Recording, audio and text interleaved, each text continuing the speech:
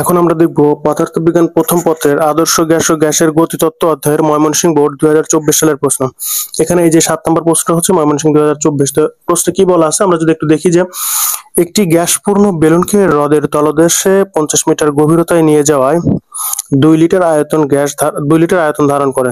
একটি গ্যাসপূর্ণ বেলুনকে হ্রদের তলদেশে 50 মিটার গভীরতা নিয়ে যায় 2 লিটার আয়তন ধারণ করে। হ্রদের তলদেশে বেলুনে আরো 1 লিটার গ্যাস প্রবেশ করিয়ে ছেড়ে দেওয়া হলো।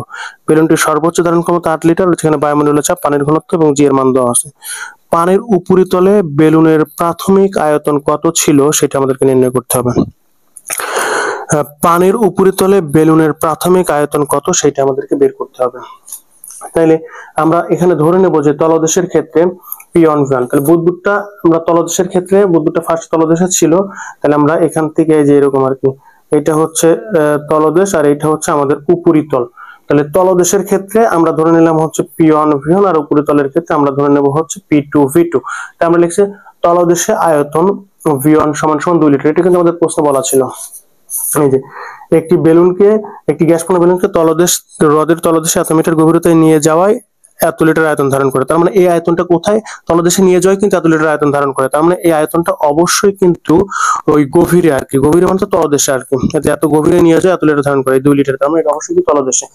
তাই লিখছি যে তলদেশে আয়তন V1 সমান সমান, কারণ আমরা তলদেশটাকে এই যে তলদেশটাকে P1 V1 ধরছি আর উপরিতলকে P2 V2 ধরছি। লিখছি তলদেশে আয়তন V1 সমান 2 লিটার। এখানে লিটার থেকে মিটার কিউ যাইতে হলে 10⁻³ দ্বারা গুণন করতে হবে। তাই লিখছি 2 × 10⁻³ মিটার কিউ।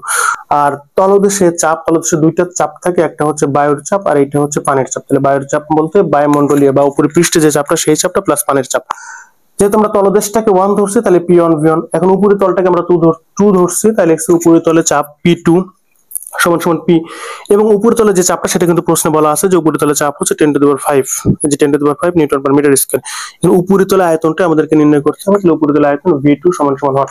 তাহলে আমরা জানি, এখানে আমরা পুরো লিখে নেব যে আমরা জানি P1 V1 সমান P2 V2। অবশ্যই কিন্তু এটা লিখে নিতে হবে যে আমরা জানি P1 V1 সমান P2 V2।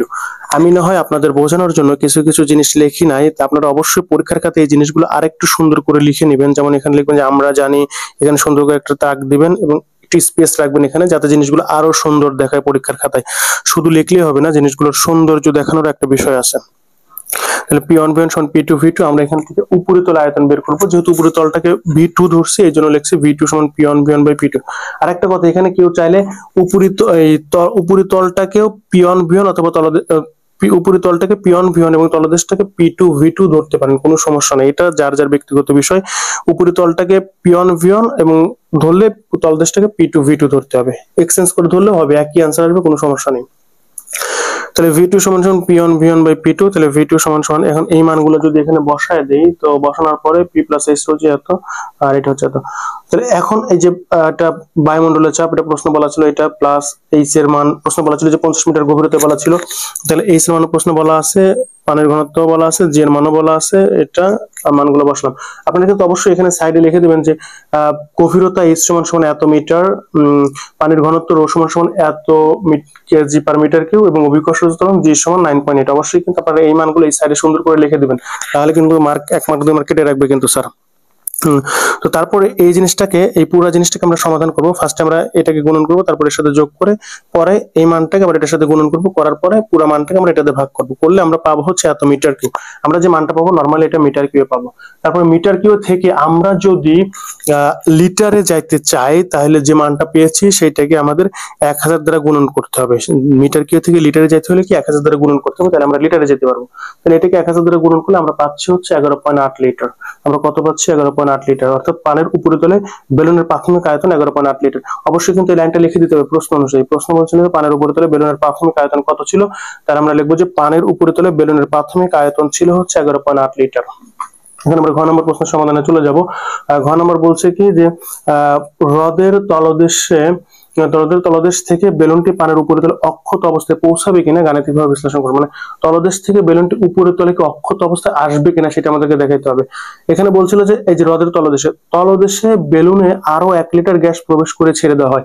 মানে বেলুনটি যখন হ্রদের তলদেশে নিয়ে যাওয়া হয়েছে তখন সেখানে আরো 1 লিটার গ্যাস প্রবেশ করে, না আগে ছিল 2 লিটার, তারপরে আরো 1 লিটার প্রবেশ করে, তাহলে মোট কত লিটার হবে? তলদেশে 3 লিটার কিনতে হবে। প্রবেশ করে ছেড়ে দেওয়া হলে বেলুনের সর্বোচ্চ ধারণ ক্ষমতা হচ্ছে 8 লিটার। বেলুন সর্বোচ্চ ধারণ ক্ষমতা হচ্ছে 8 লিটার, মানে বেলুন সর্বোচ্চ ধারণ করতে পারে 8 লিটার। এখন সে 8 লিটার ধারণ করতে পারে, কিন্তু তার থেকে যদি উপরে উঠে আসতে আসতে তার আয়তনটা যদি আরো বেশি হয় তাহলে অবশ্যই কি সে ফেটে যাবে, অর্থাৎ উপরে অক্ষত অবস্থায় আসতে পারবে না। তার মানে আমরা আয়তন বের করে দেখবো যে তার সর্বোচ্চ ধারণ ক্ষমতা থেকে আয়তনটা কম হয় নাকি বেশি হয়। বেলুনটা হ্রদের তলদেশ থেকে উপরে আসার সময় তার আয়তনটা কত হয়, তার আয়তনটা কি সর্বোচ্চ আয়তনের থেকে কম হয় নাকি বেশি হয় সেটা আমরা চেক করব। যদি তার আয়তনটা সর্বোচ্চ ধারণ ক্ষমতা মানে সর্বোচ্চ ধারণ ক্ষমতার থেকে যদি কম হয় তাহলে সে অক্ষত অবস্থায় আসতে পারবে, আর যদি সর্বোচ্চ ধারণ ক্ষমতার থেকে বেশি হয় তাহলে বেলুনটাকে ফেটে যাবে। তাই আমরা লিখছি যে আচ্ছা, তাহলে আমরা এখন এই মানগুলো লিখবো যে বেলুনের সর্বোচ্চ ধারণ ক্ষমতা বি ম্যাক্সিমাম সমান 8 লিটার, আর তলদেশে আয়তন অবশ্যই প্রথমে ছিল 2 লিটার, পরে তলদেশে আরো 1 লিটার প্রবেশ করানো হয়েছে, যেটা আপনারা দেখতেই পেলেন আর কি, যে আরো 2 লিটার ধারণ করে আরো 1 লিটার প্রবেশ করে তলদেশে, যে তলদেশে বেলুন আরো 1 লিটার গ্যাস প্রবেশ করি। তার জন্য লিখছে আয়তন V2 সমান 2 + 1 লিটার মানে 3 লিটার। লিটার থেকে মিটার কিউবে যাইতে হলে 10⁻³ দ্বারা গুণন করতে হবে, তাহলে 3 × 10⁻³ মিটার কিউব। আর তলদেশে চাপ, তলদেশে কয়টা চাপ থাকে? 2টা চাপ, এটা হচ্ছে বায়ুমণ্ডলের চাপ আর এটা হচ্ছে পানির চাপ। আর উপরিতলে আমরা তলদেশটাকে 1 ধরছি এজন্য P1V1 লিখছি, আর উপরিতলটাকে আমরা 2 ধরছি এজন্য উপরিতলে আয়তনটা বের করব। আমরা উপরিতলে আয়তনটা বের করব যে হ্রদের তলদেশ থেকে উপরে আসার সময় বেলুনের আয়তন কত হয় সেটা বের করব। এজন্য লিখছি উপরিতলে আয়তন V2 সমান হট, উপরিতলে চাপ P2 সমান P। এখন P তো বায়ুমণ্ডলের চাপ, বায়ুমণ্ডলের চাপ প্রশ্নে বলা আছে 10⁵ নিউটন/মিটার স্কয়ার, তাই লিখছি 10⁵ নিউটন/মিটার স্কয়ার।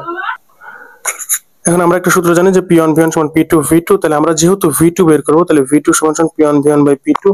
এখন এই যে মানগুলা, এই মানগুলা যদি আমরা এখানে বসায় দিই, তো বসায় দিলে পরে আমরা এই যে P এর মান বসাবো, এই রো জি মানগুলো বসাবো, এই এর মান 50, রো এর মান 10⁻³ জি এর মান 9.8, এবং এটা সব মানগুলো বসায় দেওয়ার পরে আমরা যদি এই জিনিসটাকে সমাধান করি, এই পুরো জিনিসটা সমাধান করলে আমরা এখান থেকে পাবো হচ্ছে এত মিটার কিউব। তাহলে মিটার কিউব থেকে লিটারে নিতে হলে কি 1000 দ্বারা গুণন করতে হবে, মিটার কিউব থেকে লিটারে নিতে হলে 1000 দ্বারা গুণন করতে হবে। তাহলে এটাকে যদি আমরা 1000 দ্বারা গুণন করি তাহলে আমরা পাচ্ছি হচ্ছে 17.7 লিটার। কত পেলাম? 17.7 লিটার। কিন্তু বেলুন সর্বোচ্চ ধারণ করতে পারে কত? 8 লিটার। বেলুন সর্বোচ্চ ধারণ করতে পারে 8 লিটার, কিন্তু সে যখন উপরের তলে উঠে আসে তখন তার আয়তনটা 17.7 লিটার। অর্থাৎ দেখা যাচ্ছে যে মানে বেলুনের যে উপরের তলে উঠে আসার সময় তার আয়তনটা কিন্তু বেশি হয়, তার সর্বোচ্চ ধারণ ক্ষমতা থেকে বেশি হয়। তাহলে কি সে অক্ষত অবস্থায় আসতে পারবে? অবশ্যই পারবে না। তাই আমরা লিখছি যে অক্ষত অবস্থায় পৌঁছাবে না, কারণ আয়তন সর্বোচ্চ ধারণ ক্ষমতা অপেক্ষা বেশি হয়েছে। কারণটা কি? কারণটা হচ্ছে আয়তন সর্বোচ্চ ধারণ ক্ষমতা অপেক্ষা বেশি হয়েছে। অর্থাৎ বেলুনের সর্বোচ্চ আয়তন হচ্ছে 8 লিটার। এখন তলদেশ থেকে পৃষ্ঠে আসার ফলে তার আয়তন হয় 17.7 লিটার। সুতরাং বেলুনটা কি ফেটে যাবে, অর্থাৎ অক্ষত অবস্থায় আসতে পারবে না। এখন ভিডিওর স্ক্রিনে যে প্লেলিস্ট বা যে ভিডিওগুলো দেখানো হচ্ছে আপনারা চাইলে সেগুলো দেখে নিতে পারেন, অথবা চাইলে এই চ্যানেলের প্লেলিস্ট থেকে ঘুরে আসতে পারেন, কারণ এখানে ফিজিক্সের বিভিন্ন অধ্যায়ের বিভিন্ন বোর্ডের গুরুত্বপূর্ণ সৃজনশীল প্রশ্নের সমাধান দেওয়া আছে, যা দেখলে আপনাদের অনেক উপকারে আসবে।